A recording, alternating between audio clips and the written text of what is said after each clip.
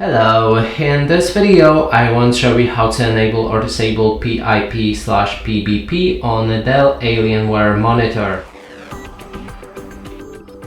To do this, first you will need to press on the button directly in the middle bottom side of the screen.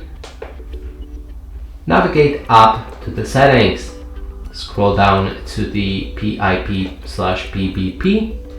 Then you'll be able to turn it on by selecting a different PBP or PIP, or turn it off entirely with the off option. In this case, let's go with the PIP, or actually that's PBP, and this one specifically.